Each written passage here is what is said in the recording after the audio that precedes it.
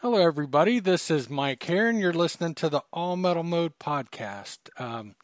Tonight's guest, we have Tom Dunn. He's had a lot of different detectors. He still has a lot of different detectors, and thought it'd be a good show to get him on and talk some of his experience and talk about some different detectors tonight. The ladies will be off this tonight and next Monday as well.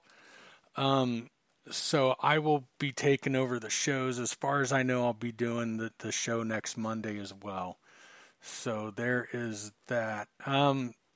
Before we get into it, I don't know if you guys remember, Tom Dunn's the one who found that really cool cache in Ohio of old coins. And we'll get into that. We'll ask him about that again. If you want the best metal detecting tools available, check out PredatorTools.com. Each tool is made with American-made steel and individually heat-treated by George Lesh himself.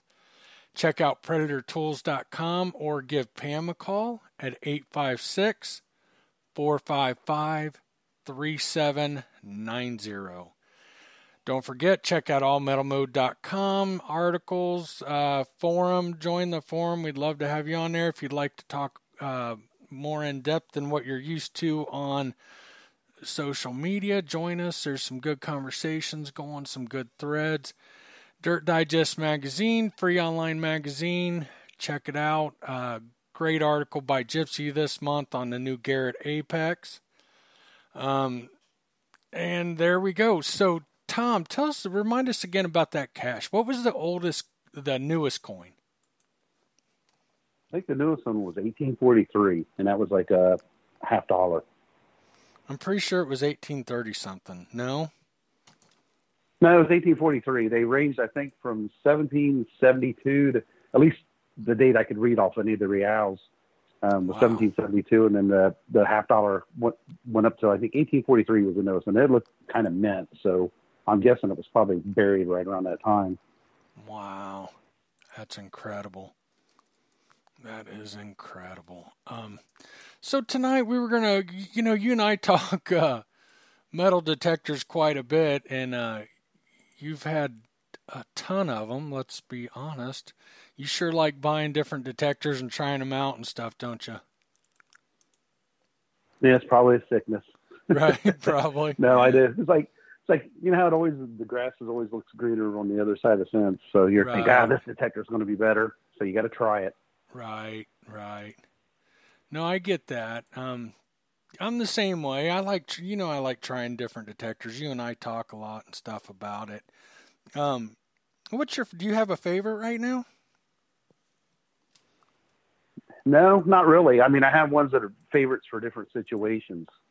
I'd say my favorite for if I'm field hunting, relic hunting, it'd be either the XP Deus or the ORX. And then probably for coin shooting type hunting, either the Equinox or the E-Track if my arm can withstand the E-Track long enough. Obviously, the E-Track's the king for that. What? Well, you having trouble with it? That thing's super. That makes your arm hurt a little bit. That thing's super like ultra you said, you lightweight. Look like Popeye. You look like Popeye if you use that thing very long. That thing's super ultra lightweight. What are you talking about? I'm kidding.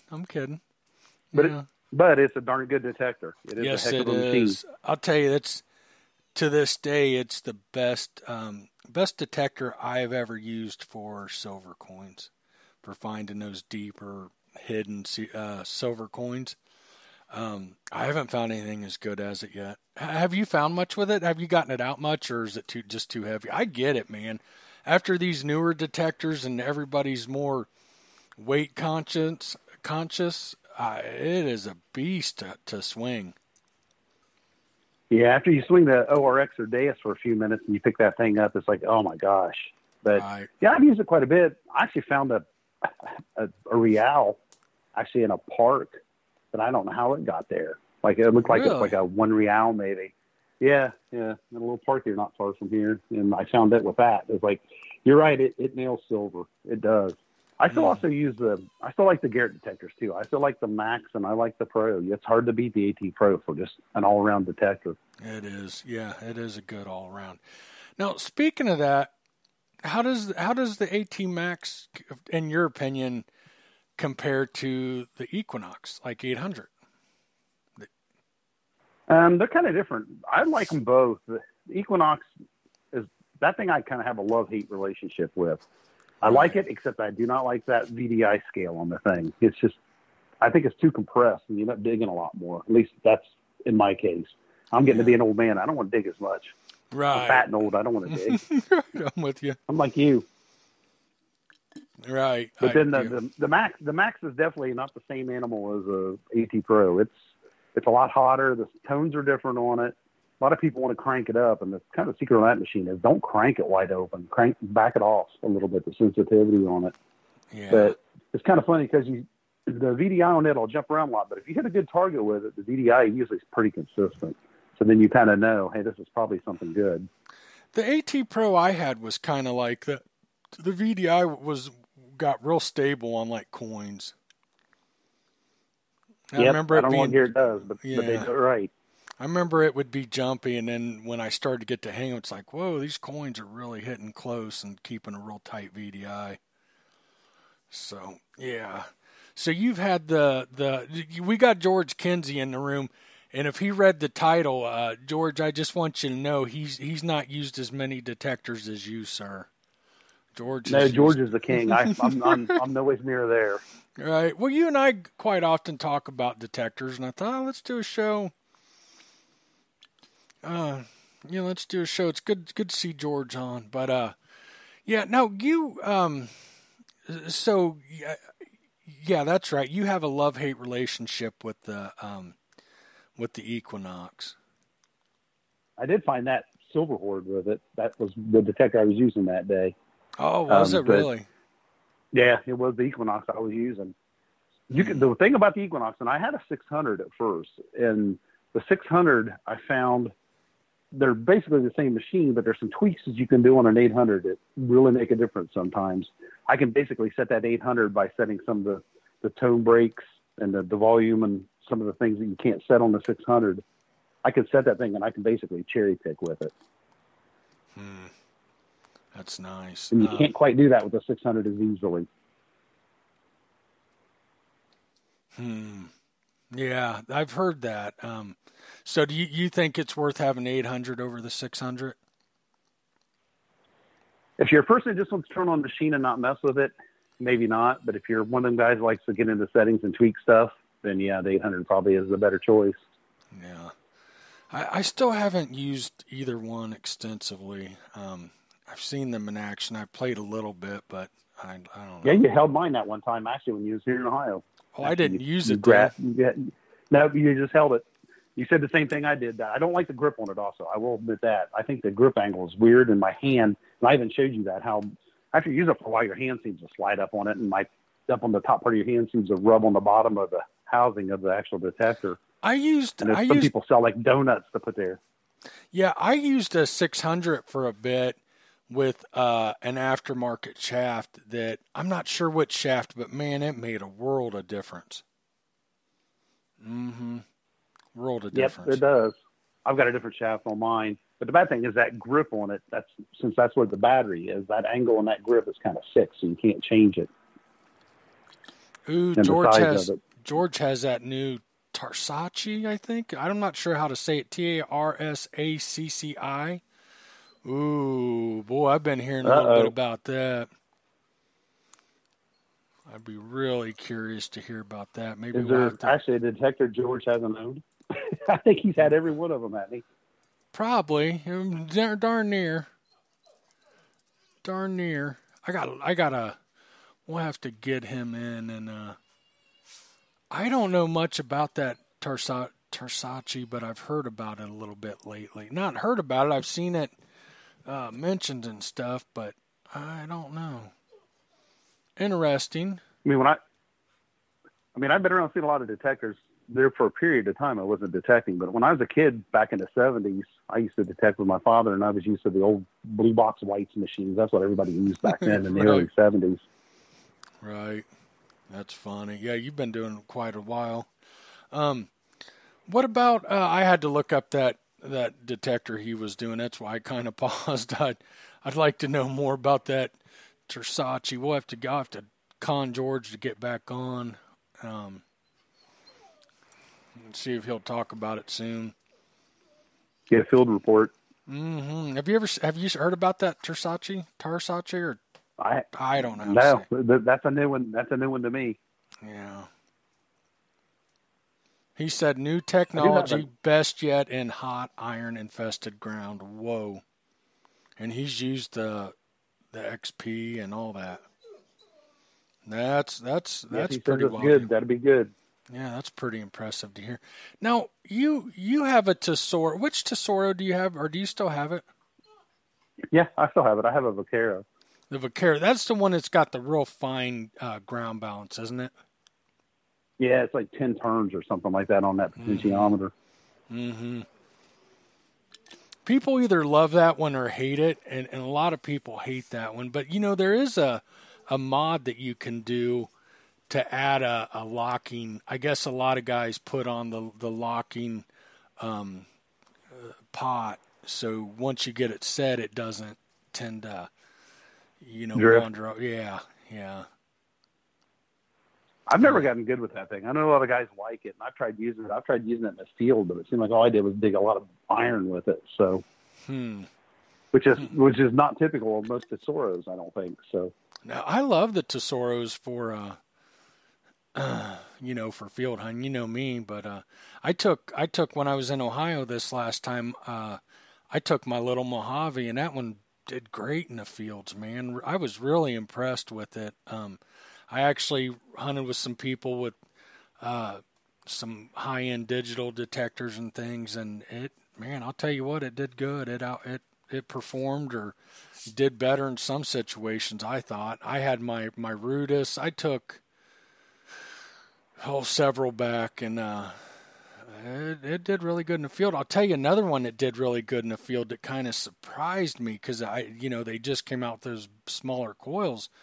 Was the Simplex, right in the middle of that iron where I don't use an 11-inch coil ever. There's too much iron for any detector, I think. But man, that thing ran smooth and quiet and did real good. I picked an Indian out real quick. Matter of fact, I did a lot of field hunting. With the Simplex. I do have a Simplex, so I haven't used it much yet. I haven't used it really at all in the fields. But I think it's going to be a good detector. I think that small coil will make a world of difference for field hunting with it. Yeah. Did you get one? I think the small coils? Yeah. No, not yet. I just saw where they've only been out, right? It's a couple weeks or something like that. Yeah, Didn't they just come weeks. out? Yeah. Yeah. No, I haven't bought one yet, but I will buy one. Yeah, me too. I need one eventually. I don't know. I'm not a big fan of digital in the fields, but I might get one. I think from now on it'll just be my Tesoros. I do too good with them. I took my Rudis back, and I love the Rudis. But it's pretty typical of a lot of your digital detectors. It pulses on iron. You're constantly slowing down because you got a high pitch tone. You quickly, go over it and okay, that's iron. And then you walk along and you hit another piece of iron with a high tone. But it did real good. It was just, it's typical digital that slows you down. Not many of the digital detectors in that heavy iron can just zip through there without falsing on some of that iron. And so I did real good, but I tell the story, and I don't know if I told you this. I got a high squeak in every swing. I'd get one high pitch, and I'm circling around it, and I'd get a high pitch every 3, 4, 5 swings, and I was getting ready to walk away. I thought, nah, that's iron. I'm not digging up another piece of iron. And my nephew come up over the hill with my Mojave, and he's brand new to the hobby. He's 11 years old. He's still young, and I wanted something simple and easy. And I said, hey, hand that to me. Let me try it. And I went over that spot and it just beep, beep, beep, beep, beep, beep, beep, beep, every direction, just perfect, and dug a button out of that iron. Like, that's the best way I know how to describe the difference between digital and those analog and the heavy iron is they just, those digital just, they struggle when there's too much iron. But Can Slaw Cat, he said, I can't wait for the simplex coils to reach the States. I guess they're not here yet. I thought they were here. I've seen a couple posts with them, but it's probably people overseas. I think the field team has them. I believe I saw a post with somebody from the field team. Bill, I think Kimmy opening was it Kimmy or something? Mm-hmm. I think she might have had some. That makes sense. Yeah, because she's on the field team, and then Bill's got one too. He's got a simplex, I believe. Now, one problem I had with, let me think. I can't remember if it was the multi-cruiser as well, but the Amphibio, when I'd put a smaller coil on, a factory coil, or, from Nokta Makro, man, it would false not false, it would overload on everything. Oh, excuse me. Everything was good. Anything shallow was giving me an overload signal. I dug a shotgun shell head, just under the dirt in a field, and it was overloading on me. And I pulled it out, and the overload was gone. And that's kind of been a problem. So I hope they've fixed that, because I know I wasn't having trouble with the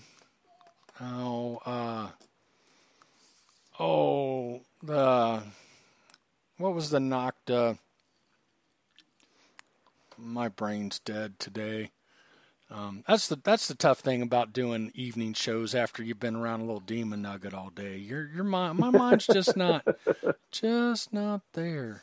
What was the Nokta detector before Nokta Makro? Their top of the line. I that's a good one. Oh, you mean when they were separate? Yeah, right before they joined. Shoot. Oh, that's driving me crazy. Well, they had the multi-cruiser, but I don't know if they had joined at that point or not. Yeah, they joined. No, they hadn't. Oh, that's going to drive me crazy. I don't Somebody know. mentioned in chat.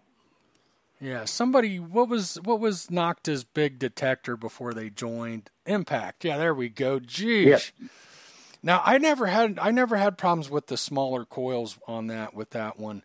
It did good, but the Amphibio, man, that thing was overloading. I tried a couple different coils, my coils on it, and I'd have trouble in the field with it overloading. I'm trying to think if the multi-cruiser did that or not. I don't think the multi-cruiser did it, but I could be wrong. I think you had just got that Amphibio when you were up in Ohio that time when we were hunting, and I remember you were having trouble with it because it was making you mad. Oh yeah, I was ready wrapping around a tree that day. I was definitely having issues with it, but yeah, hopefully they've got that. I would assume by now they've got that issue figured out and fixed and all that. But now you weren't a big fan. You haven't had an Amphibio, have you? No, I had that multi-cruiser that I could never get to work right, so that I gave up on. You never liked that one. Sometimes that happens. That machine and me just didn't get along for whatever reason. Yeah. Like, I know it's a good machine. A lot of people like it. I didn't take to it. Yeah. I think that one had issues. That one, for some reason, places I would take it that other machines would work perfectly fine, it would go nuts with EMI too. Huh. So I'm not 100% sure that one didn't have an issue. And they did step up and replace it. But at that point, I was already tired of fighting with it, and I didn't want to mess with it anymore. And I just went ahead and got rid of it and actually sold it and took the money and bought the AT Max. Yeah. So that's how I ended up with my AT Max. Now, we were talking the other day. You had a MX Sport, but you weren't a big fan of that. You weren't a big fan, were you? If I remember correctly. No. I mean, I got it early too, and that's the mistake of being an early adopter. Mm-hmm. Sometimes you get these machines that they don't have all the kinks worked out. And that MX Sport had a rough launch, it seemed like. I did have an MXT All-Pro that I actually got off a bill, traded him my AT Pro that I think he still got. I think that might be the one he calls old Sparky or whatever. But the MX Sport, it was an all right machine. It was heavy for one. And I don't know. I just didn't take the it either. It's just funny because I used white stuff as a kid, but right. After you use an AT Pro and the simplicity of an AT Pro, it's hard to justify spending a lot more money on something that doesn't really do anything more than an AT Pro when you're looking at those kind of features. Yeah. Well, I mean, that's why the price of metal detectors have come down so much. I tell people who like to trash the AT Pro, it's like, hey, you don't have to like it, and and all that. You didn't, if you didn't like it when you used it, but man, you better be thanking Garrett for these prices of all these other detectors, because I feel like the trend was moving up. I really do. Yeah, they changed the game. I really believe that. I mean, one manufacturer had one that was, $2,500, and that seemed like where things were going, and $1,500 and really expensive coils wasn't out of the question. And then I think a lot of people are like, why? People are doing so good with this AT Pro at I think $500, $550, something like that you could get them for, and heck, maybe even cheaper. And people are like, well, why would I spend all that money? And I think that's now why we have going on what we have going on. And I, I'll argue that with people. You didn't have to like it, but boy, you better appreciate what they did to the market, because I got a feeling if the AT Pro would have never come around, we'd be talking about $2,000, $3,000, $4,000 detectors right now, because that really seemed to be the trend. And on the same boat, I think Nokta Makro is doing the same thing with the Simplex. They're changing it again. Yeah. They're bringing out that machine for $250 that just blows away anything at that price range. Yeah, the other manufacturers better wake up and they better wake up and smell the coffee, or else there's going to be a lot of the market go to them now. I think we'll get responses from some of the manufacturers on that, because I'll compare it to some of the higher priced metal detectors, and in my personal opinion, it blows an AT Pro away. You've got the iron audio; it goes deep. It's super fast. In my opinion, you hand me an AT Pro or a Simplex, I'm going to take the Simplex. And I don't want to throw current stuff out there and talk about it, but there's some current detectors that are quite a bit more pricey that I would take the Simplex. And in my opinion, in my personal experience, I would take over those.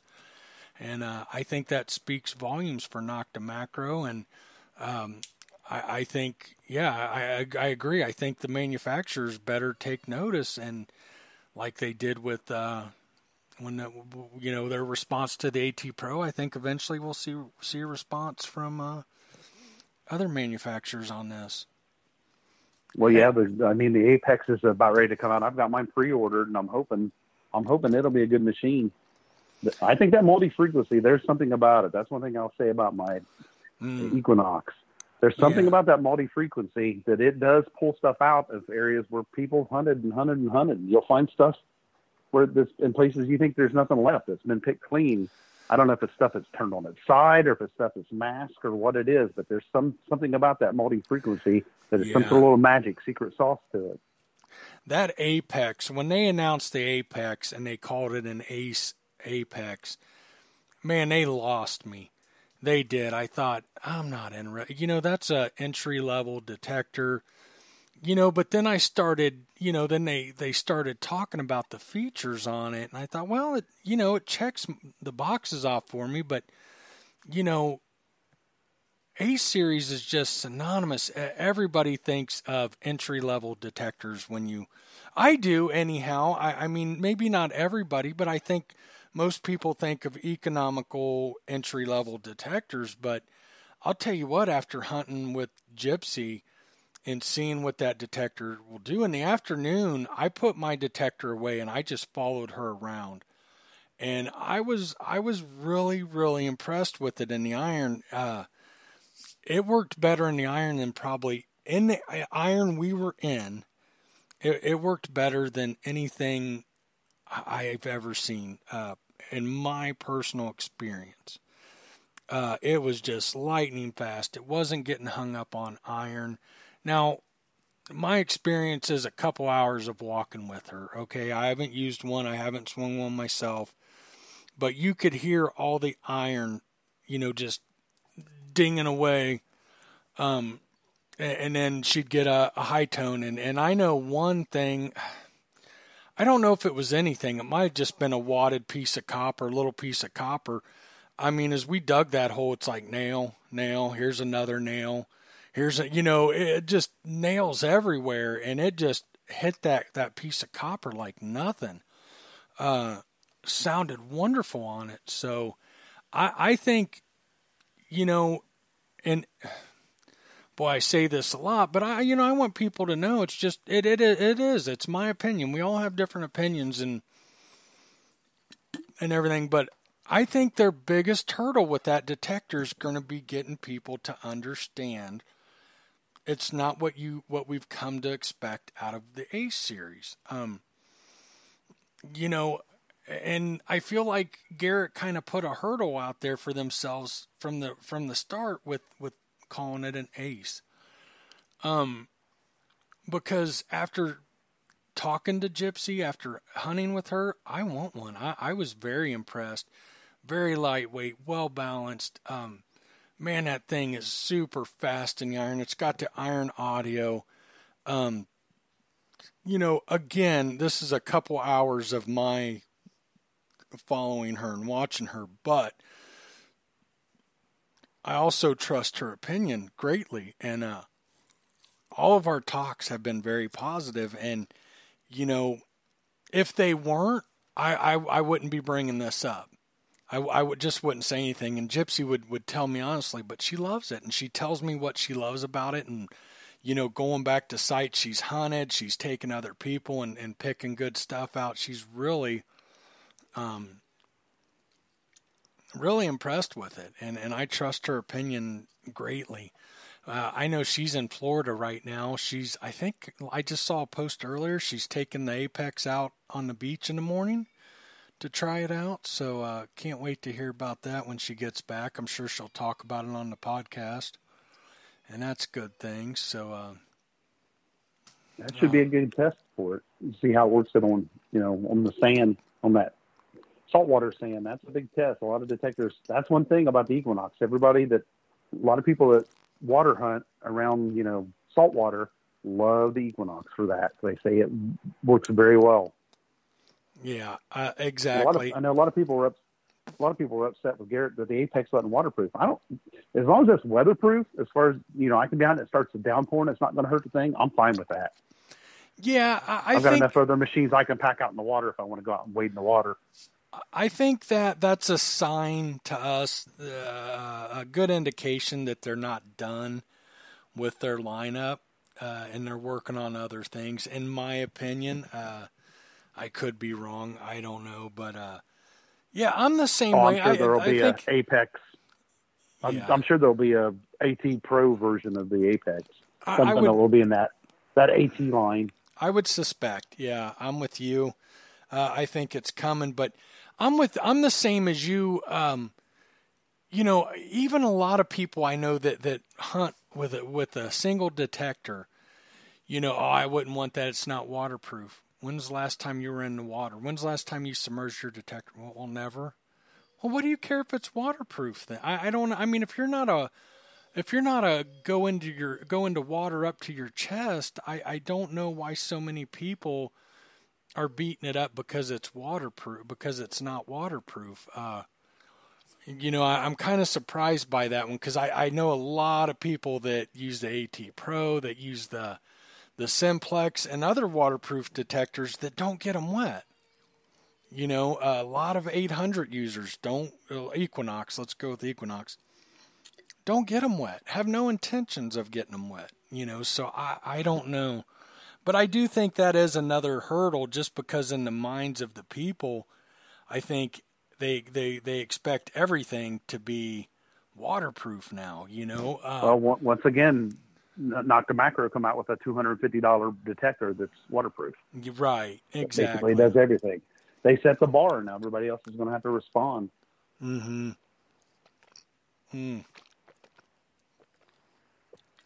I agree 100%.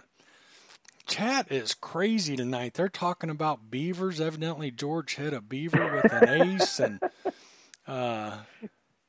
all kinds of crazy stuff. Boy, I'd like to know how much alcohol was involved and how that story ended. That sounds like that Jeff Foxworthy story about the beaver. Yeah. If any of y'all haven't ever heard it, go listen to it. It's hilarious. Right. That is funny.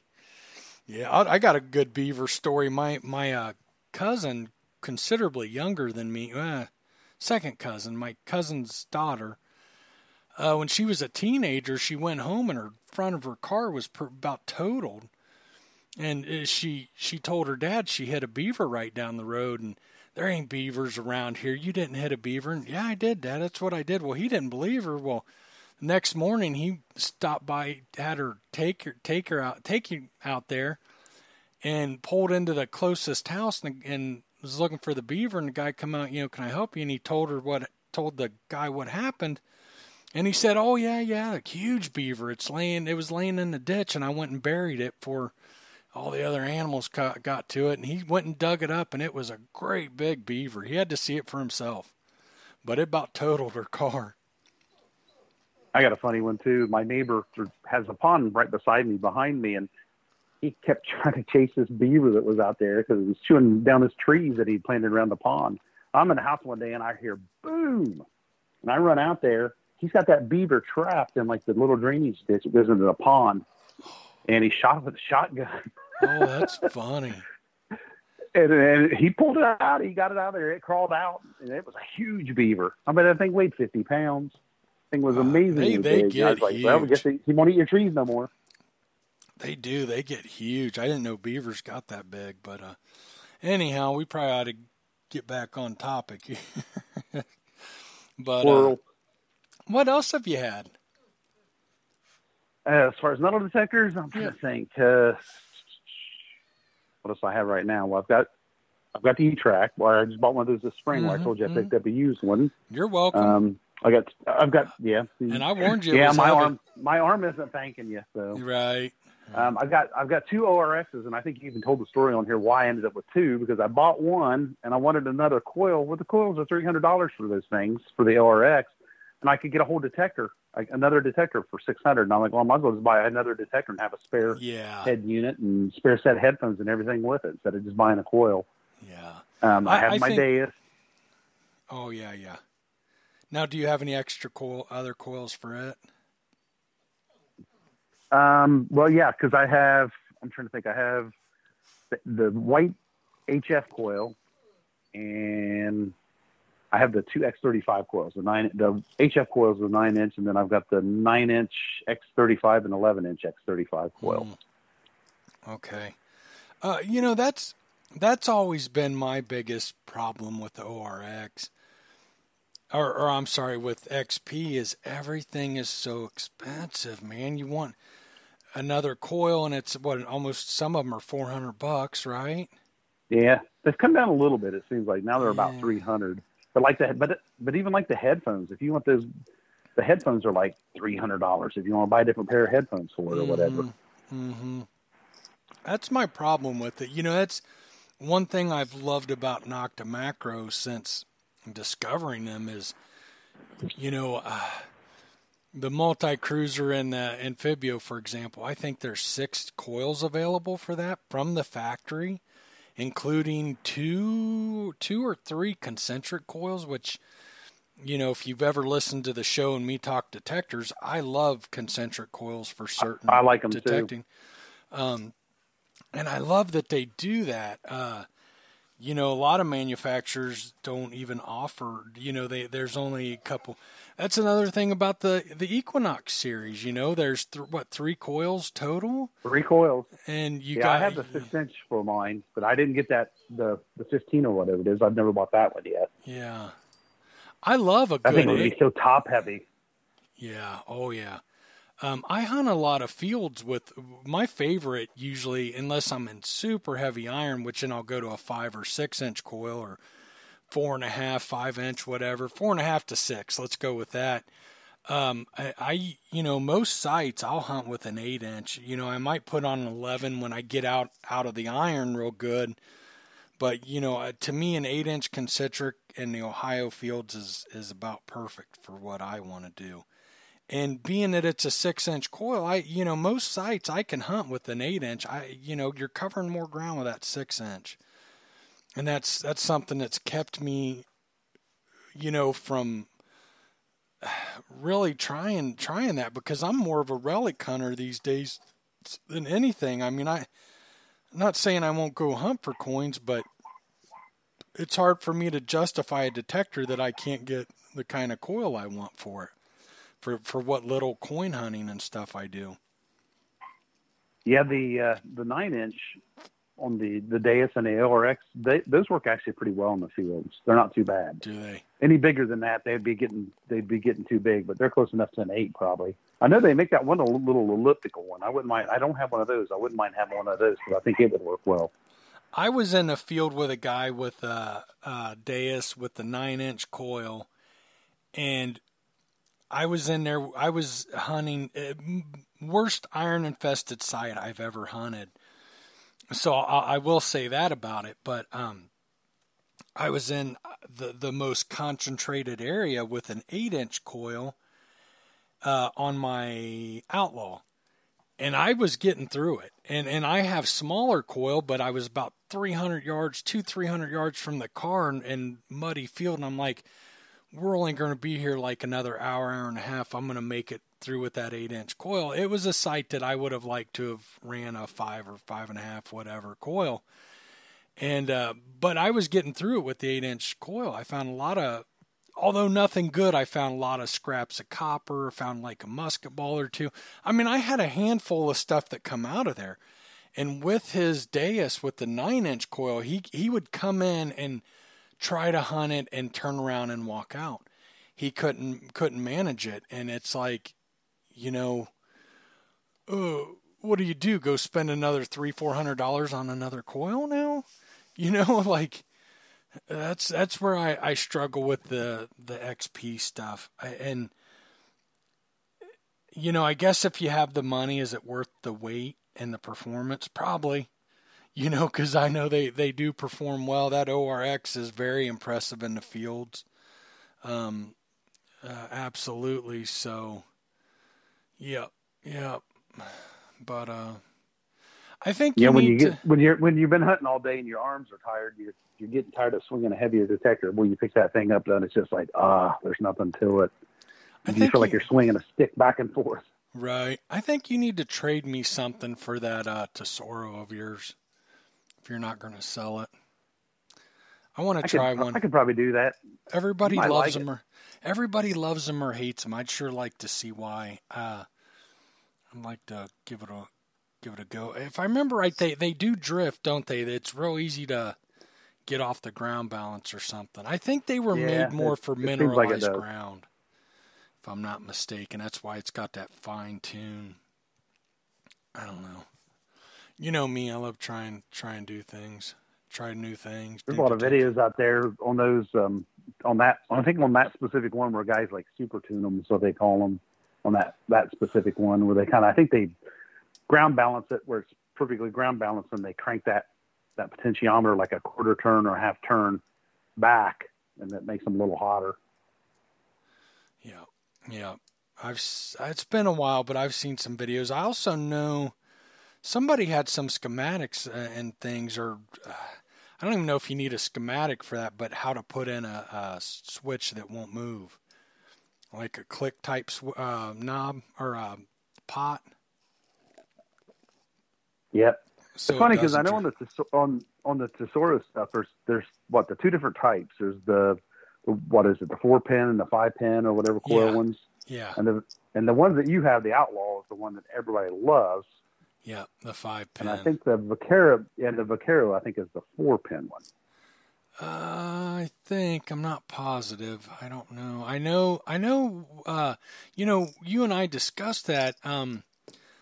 The Taon is a 4-pin, and I liked it in the fields really, really well. I'll tell you something that was really neat about the Taon. I don't know if the Outlaw does it. I forget now. It's been a while since I've had her out. But the Taon, when you get over a hot rock, even though that's a single tone detector, boy, it's got a whole nother tone to it when you go over a hot rock. You know you're on a hot rock. But like the Mojave just has a switch. You turn that switch on for hot ground, or let me see, it's right here hanging in front of me. I think it's like whether the ground's mineralized or not, and you flip it up for high. Dude, you ain't going to hit a hot rock. Them hot rocks are gone. So I kicked myself in the butt because I bought a Mojave and had it and played around with it for a day or so and sent it back, and now you can't get them because they went out of business. And I'm like, no. now I'd like to have a Mojave, and they're hard to find. You don't see a lot of them for sale now. No. Everybody's hoarding them up, I think. Yeah, I love my mom because it's just so simple. The Outlaw's great too, and the Outlaw's not any. I mean, you got the manual ground balance, which I guess is nice, but when I go out the Mojave, it doesn't seem to be any shallower. It just works as good to me. I don't have as many switches and knobs, but do you need them when it works good? But I don't know. Yeah, I dig it. I wasn't field hunting as much then either. You kind of turned me on to the whole field hunting thing and got me started with it. And now that I've learned how to do it and learned more about it, it's fun. It's good times. Another poor soul that I turned on to field hunting. I'll tell you a funny story. It happened a while back. I had a guy years ago. I taught him how to field hunt. He was new to metal detecting, didn't know anything about field hunting. Our first couple places we got into were really bad. He was ready to give up, and I said, "Man, that's not typical.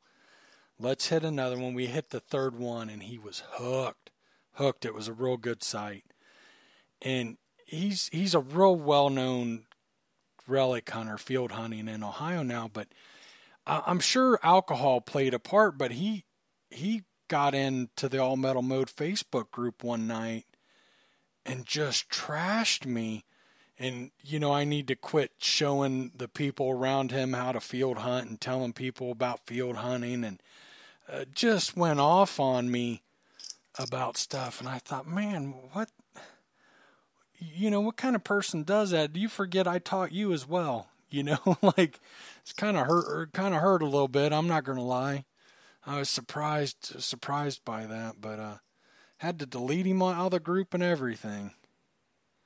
But you gave me a lot of pointers and tips when I started doing it because I was doing it and wasn't doing things right. And I'd call you while I was out there. I'm like, I'm not finding anything.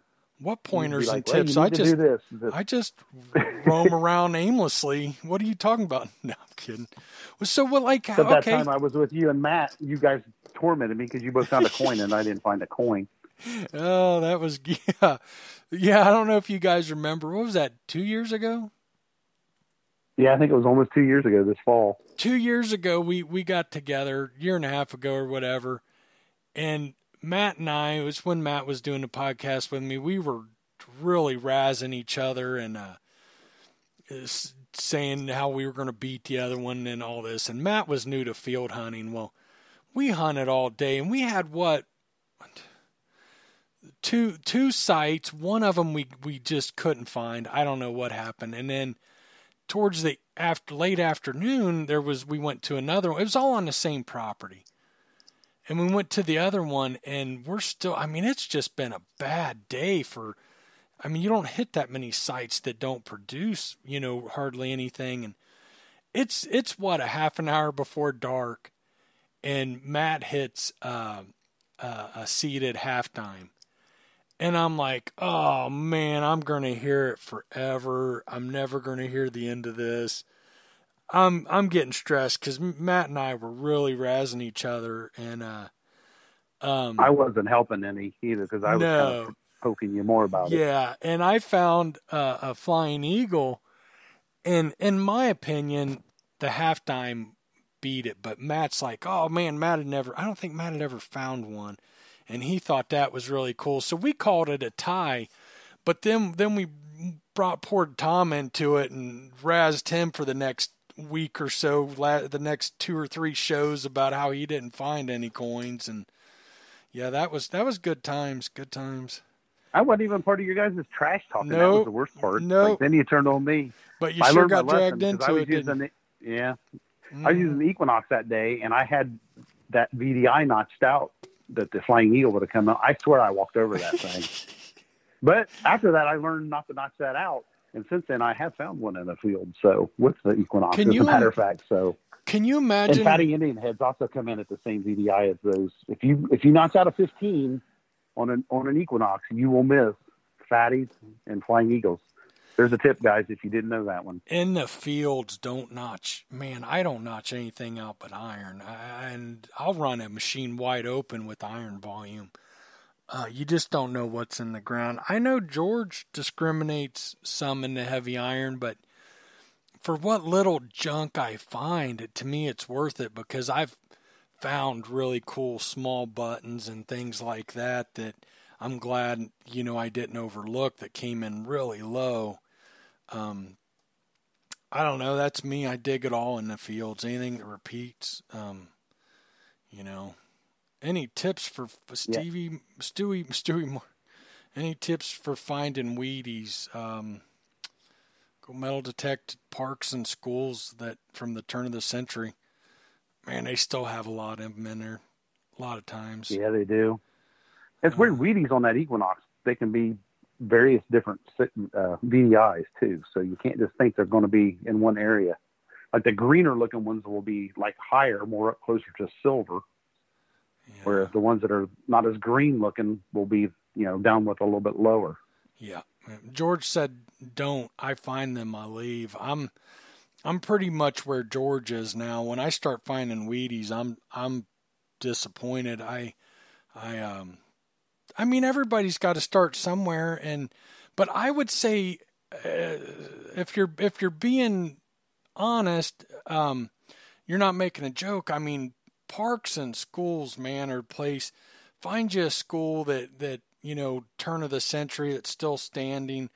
I had one. I found over 200 wheat pennies. I got so tired of digging them. Just absolutely tired of them, but I was afraid I'd miss out on something else if I didn't. That was with the E-Track, and in the E-Track, I'll tell you, a worn barber will come in like a wheat penny. I'm disappointed when I find a Wheatie. That's no different than any copper penny to me now. I've probably found thousands. I hate them. I had to take a big bag of them and throw them back out somewhere. That's what I should do. Make somebody's day. They'll be like, there's all kinds of stuff here. Yeah. George said he used to skip breastplates in ponds. Oh, geez. Where's that pond at, George? Can you imagine taking a breastplate and skipping it across the pond? From the Civil War? That's crazy. Yeah. You know what's funny is because when I was a kid, we used to go into schools and the parks and stuff in the early 70s, and they hadn't been hunted that much. So you could go in there back in those days, you could go and find a pocket full of silver coins. I mean, you really didn't want wheat pennies back then. You're like, it's a wheat penny. Like, because, a lot of the silver stuff, they made silver last year was 64. So, in the early 70s, some of that stuff hadn't been there very long. Yeah. And there was just silver everywhere. Yeah. Ambient Girl said every time you dig a find, drop a Wheatie back in the hole. You know what? I'm going to start doing that. I'm going to take a pocket full of Wheaties with me every time and start putting them back for another detector someday. I've got bags of them. I don't know. You get tired of them. You find so many.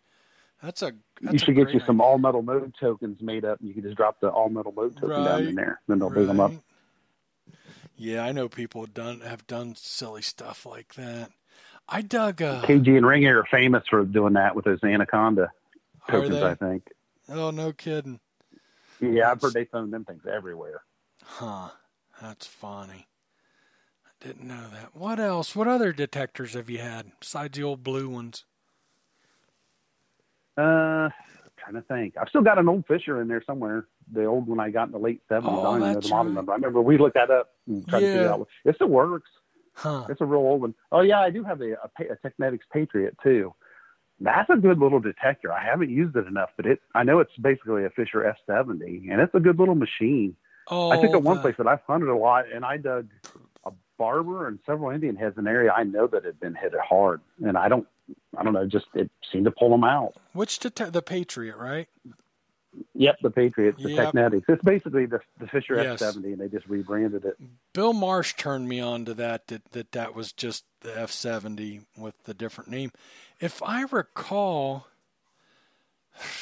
either I was talking to someone from Fisher or I was listening to another podcast or something. I don't remember where I heard it, but from somebody that worked at Fisher said it's the Patriot is the F70 with the Technetics logo and stuff. That's all it is. Yeah, it looks identical. Yeah, it's an F70, so that's pretty cool. I think that's a good tip because I think they're still pretty decent. I don't know. Do you think compared to what's out there right now and the prices, would you buy another one? I mean, you'd be crazy not to buy a Simplex for what they're selling those things for right now. Right. Yep. Unless your, weight's a big factor or something, but well, the Simplex is pretty balanced. It's not bad. It's not a big. To me, there's a lot worse detectors. I actually, believe it or not, I think the Simplex is better balanced and feels better to hold and swing than the Equinox myself. I do too. Yeah, the Equinox is awkward. Very awkward, I thought.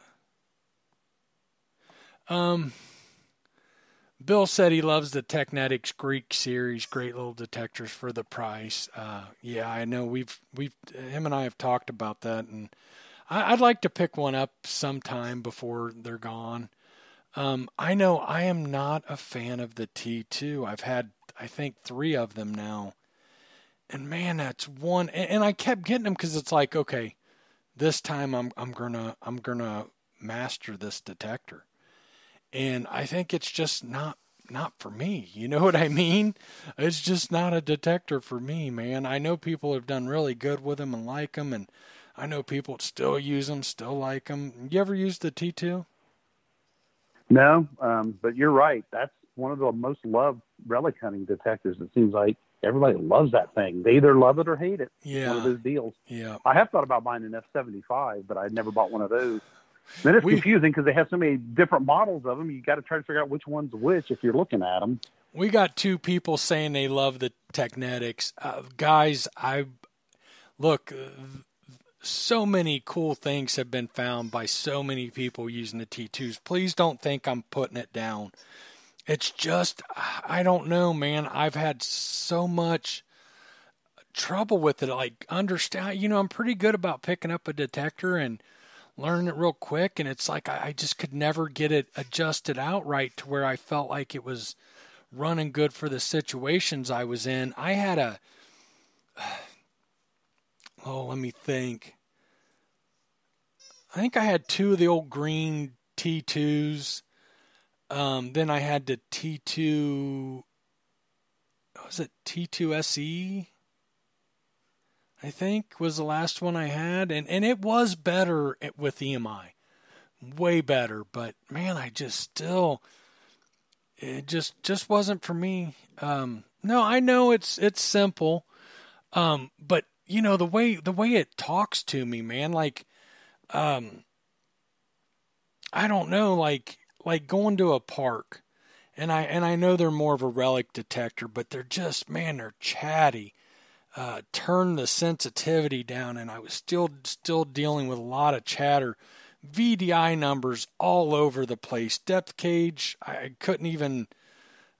never felt like I always wondered why'd they put depth gauges on this. It's never, I've never seen accuracy out of it, out of all 3 of them. VDI numbers in most cases just all over the place. Digging with Deej says, aren't they all green? No, the SE, the T2 SE, I think I had, it was black. Oh, George already answered. Yeah. You talking about the VDI being all over the place. I think a lot of people that are good with those hunt more by ear and by sound than relying on the VDI maybe. Well, that's maybe why they're so successful. Yeah, and see, that's another thing. The tones to me are all just grunts that are too close together for my hearing, which I know my hearing's not the best, and I do have issues with hearing the different nuances in a lot of detectors, which is something I love about the AT Pro, man. You can get it. There's a lot of nuances going on with the AT Pro. Good nuances with the Simplex. When I'm in that field mode, I can really hear some differences in that and in the nuances. Yeah, you and I talked about that, where that's one of the problems I have with the Simplex. I think it's those wireless headphones. Yeah. I don't think they do a good job of conveying the different nuances of sound. Mm-hmm. To me, everything kind of sounds kind of like you're saying with the T2. Everything kind of sounds like all muddled together to me. Digging with Deej said I bought T2 because the iron on my farm permissions was nulling out both my Garretts. My VDI in the T2 was spot on, better than new machines I got. Man, I don't know.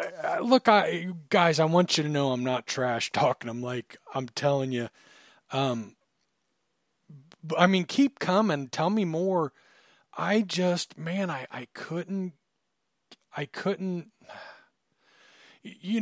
had a detector years ago when I first got into metal detecting.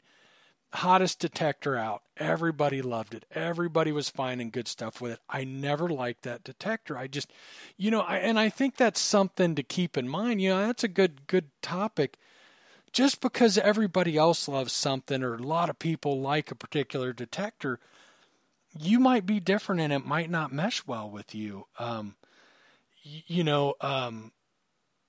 So I think most all of the new detectors are good detectors. It's just which one works best for you or the situation you're using it in. Well, years ago when everybody was using that really popular detector when I first got in the hobby, I wish I would have moved on.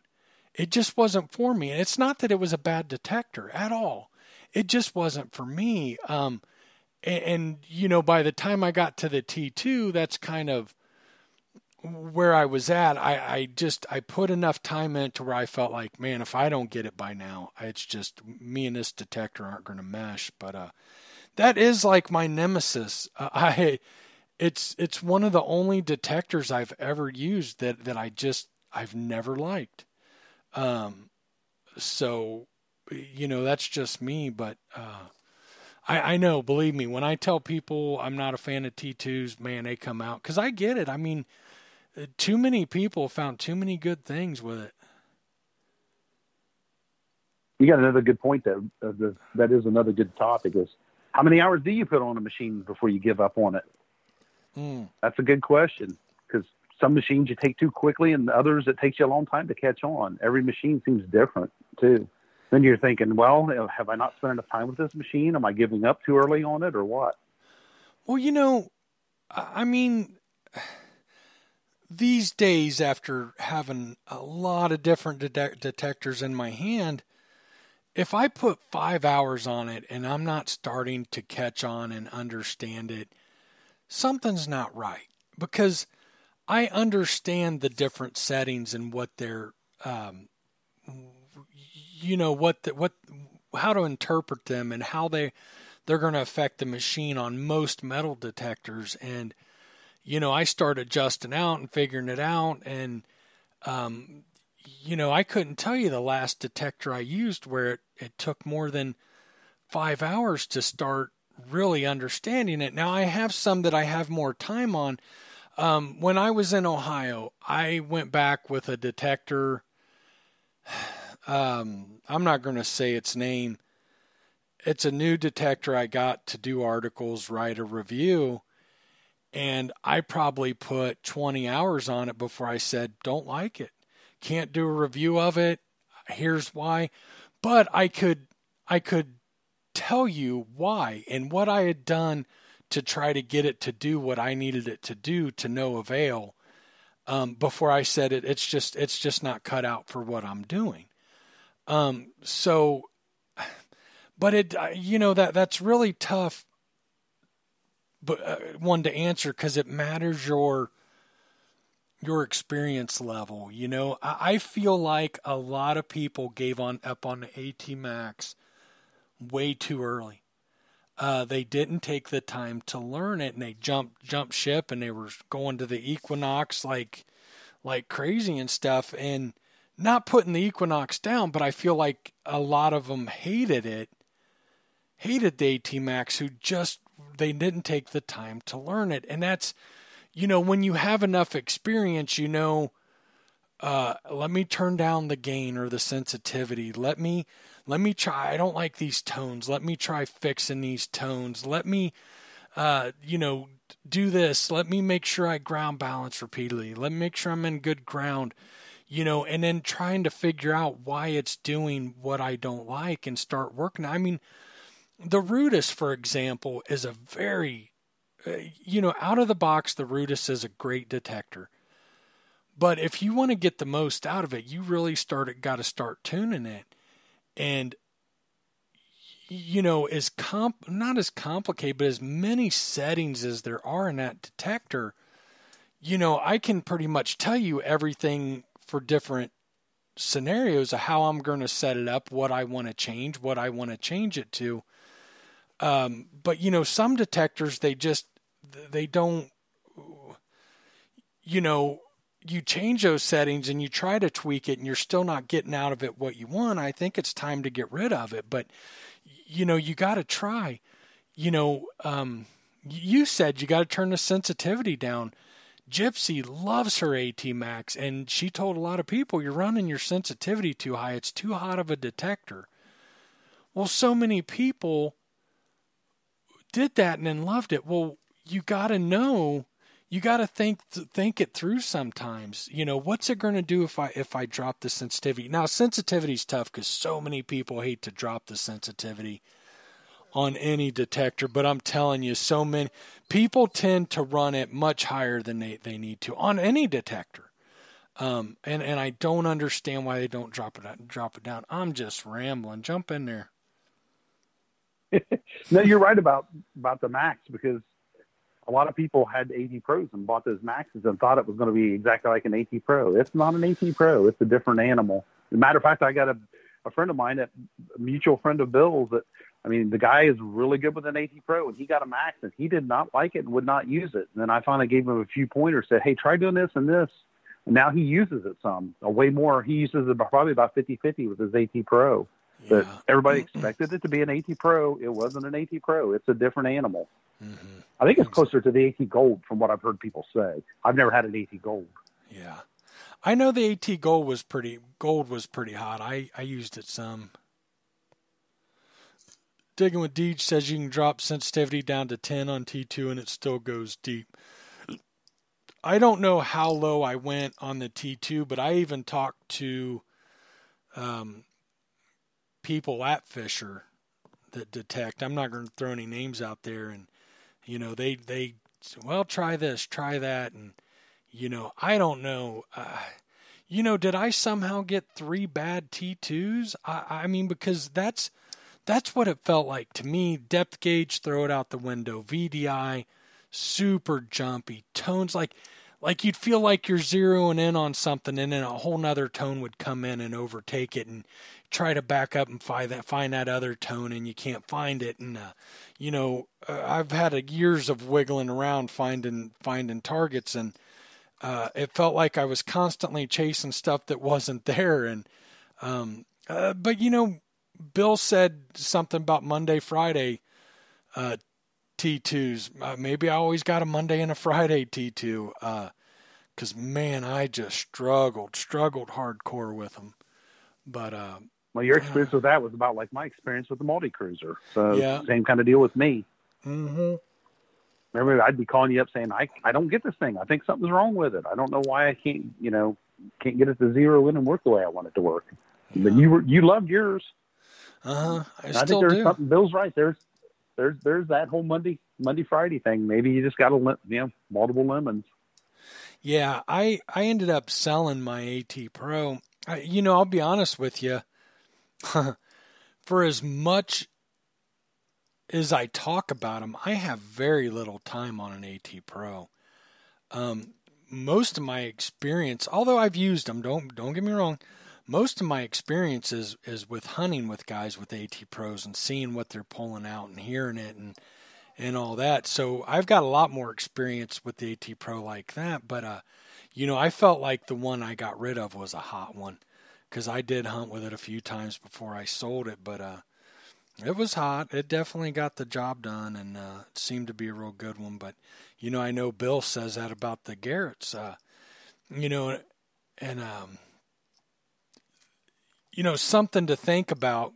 I know this is a little bit off topic. All the manufacturers with all the detectors, as far as I'm aware, they to leave the facility to be sold, they have to fit in a criteria and in a how am I trying to word that, Tom? You're probably trying to say that you want them to be neutral, where they probably work everywhere as best as Well, possible. no, I think that's where you're going with that. well, not really. Yeah, but they have a parameter. That's where they have parameters they have to be within. But if you're at the bottom of the parameter on one versus the high end on another one, you're going to notice it. And the first time I ever really noticed it was my CTX versus a friend's CTX set up identical, and I get a dime at 10 inches and his won't pick it up. And that's just an example, but it was happening quite a bit, and I mean I completely made that scenario up, guys. Don't hold me to that. I can't really recall. I know when we'd get together, he'd want to compare targets quite a bit, as I had the CTX earlier than he did, and we would often compare targets, and I'd go through his settings again, like, man, something's got to be off here, but it wasn't. We were set up the exact same. We were running the same sensitivity, all that. And time again, we found out that my CTX was just hotter. So it does happen. I've heard stories of, I don't remember where I heard it, and I don't remember which manufacturer it was, that if you would sometimes like if you would send it back to the factory, and if they knew what region you were hunting in, because your soil conditions are going to be different depending on where you are in the U.S., they could tweak it more to your area, and it would make them a lot hotter too. Really? So they would run better. Yeah, they would run better where you were. And I don't remember. It might have been Garrett was the one that did it. I'm thinking either them or Tesora, one of them. Oh, I heard stories where people said, yeah, I'd send it back and tell them and they would look at where you sent it from. So they would kind of set it more for your area. Oh, wow. That's funny. Yeah. Hold on.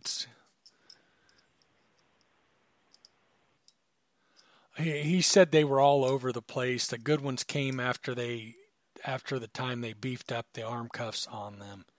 Huh. I didn't know that. Yeah, but I think, they have tests they got to run, and I'm completely making this up, but let's say the detector has to be in the parameters on 10 different tests, and let's say 0 to 10, and the first one it comes in, okay, it passed, it's at a 3, and the next one it's at a 7 and a 5, and well, if they bump it up and they're all, you get what I'm saying, depending on where the parameters got set on, where it fell in those parameters or where they adjusted it to, instead of just saying it fits in those parameters, they get some where they just happen to fit and fall in those parameters perfectly. Yeah. Oh, I know exactly what you're talking about. I don't think I ever told you. I worked for about 15 years as an electronics technician. I mean, I do IT stuff now, but I used to work on amplifiers, and that's a good example, like stereo amplifiers.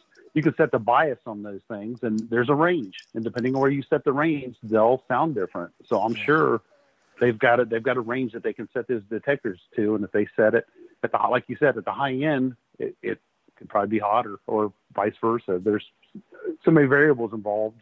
Components change, and that's the other thing. They've got, when they bring in the components, when they source them in, resistors have so much tolerance and things like that. So it could be that you got one that's got resistors that are a little closer to being out of tolerance, or one that's tighter. It's so many variables involved. Exactly. Well, you got anything to add, or we want to wrap it up soon? I think we pretty well talked about everything, at least everything I own currently, I think. He said, I think. Maybe you have too many detectors if you got to think about it. Man never has too many detectors. Right. I wonder how many George has. I'm sure that I know he's told you before and sent you some, so I'm sure he's got a whole pile of them. I think he's at the point in his life where he is hiding them from his wife. I do believe. I believe he's at that that's stage. My problem. I'm not married anymore. I'm divorced. My kids are grown, so I'm like, I don't have nobody to tell me no, so I just go buy them if I want them. There you go. You're the smart one out of us, so there's that. Hope that don't get me in trouble. All right, Tom. Let's Steph is probably gonna be glaring at you when you walk in the other room. Yeah, right. Maybe if she's listening, she's probably too busy with the Demon Nugget. But man, I am tired and wore out. It was a long day. Let's call it a night. But it's always nice to have you on, and thanks for coming on and talking metal detectors with me. And we'll get you on again another time. Talk about something. Talk about the next horde you find. That's what we'll talk about. I don't think I'll ever do that again. I'm spoiled. You never know. I hit that one time. Never know. Like, you need to get back out there. I was thinking, well, I've been out there multiple times and can't find. I've never found another coin in that spot. But I think there's stuff there that's just deeper. I think maybe I need to go out with a, pulse induction machine or something. Maybe. That can get deeper. Yeah, absolutely. That might be. Funny, it was all that silver, but nothing else. All silver coins. Yeah. Not a single gold coin. There's got to be more there somewhere. Yeah, I think so. I do. I think there's very likely another cache associated with that property. I do. Did I lose you? Nope, I'm still here. Oh, there you are. Yeah. All right. Well, we're going to call it a night. Thank you all for tuning in. I hope you enjoyed the show. Tomorrow night will be the rest of part 3 of Quantrill's Raiders with Dorian and Dennis. Last week was riddled with issues. Hopefully we can get that all figured out. Didn't get through the whole episode, but or through the whole what they had planned, so it'll probably be a 5-part series. But if you haven't tuned in, very cool. Very, very cool show. A lot to learn. Civil War, a lot of sites if you're in Missouri, our Missouri-Kansas area along the border. Man, is it neat. Gypsy and Amanda will be back. I'll be running the show next week again, and then they'll be back the following week. Is what they told me. So you got me this week and next week. I apologize. We'll get them back when we can. So thank you all for tuning in. Have a great night. Thank you, Tom. It was fun. We'll talk to you soon. Night, everybody.